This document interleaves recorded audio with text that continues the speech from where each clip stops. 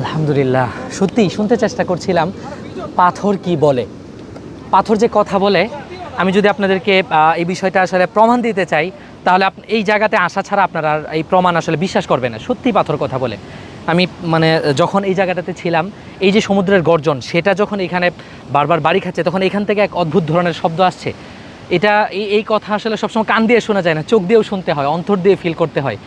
এই মুহূর্তে যেখানে রয়েছি, পিছনে কি বিশাল সমুদ্র, এবং সমুদ্রের গর্জন প্রতি মুহূর্তে মনে হচ্ছে শুধু এই যে সমুদ্রের পাড়ে নয়, আমাদের অন্তরে এসে আছড়ে পড়ছে, আমাদের হৃদয়ের গভীরে আসলে সেগুলো এক একটা ঢেউ এসে আছড়ে পড়ছে, এবং এক একটা বার্তা দিচ্ছে যে আমরা আসলে দুনিয়াতে থাকবো না, আমাদের একজন স্রষ্টা রয়েছে, যে স্রষ্টা এত সুন্দর, এত বিশাল সৃষ্টি। একটু পাথরগুলো দেখাই যে কি পাথর, এক একটা পাথর দেখি, মানে এইগুলো সৃষ্টি করেছেন আমাদের এই স্রষ্টাই সৃষ্টি করেছেন। এগুলোর মাঝে আবার হাজারো রকমের সৃষ্টি, আবার এই পাশটায় আছে পাহাড় আছে। কি অসাধারণ সৃষ্টি!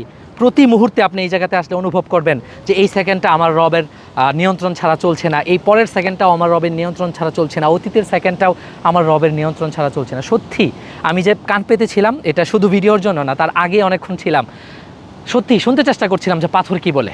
পাথর, সমুদ্র, পাহাড়, আকাশ, জমিন, পাথর, মানে সব কিছুই আসলে কথা বলে, এবং সব কিছুর কথা বোঝার জন্যে আমাদেরকে সেই কোরআনের ভাষ্যে, মানে কোরআনের দৃষ্টিকোণ থেকে, হাদিসের দৃষ্টিকোণ থেকে অনুভব করতে হবে। আলহামদুলিল্লাহ, অসাধারণ একটা দৃশ্য। আপনাদেরকে একটু জাস্ট দেখায় এবং সমুদ্রের গর্জনটা শোনাই। আল্লাহু আকবার, আল্লাহুম্মা লাকাল হামদু ওয়া লাকাশ শুকর।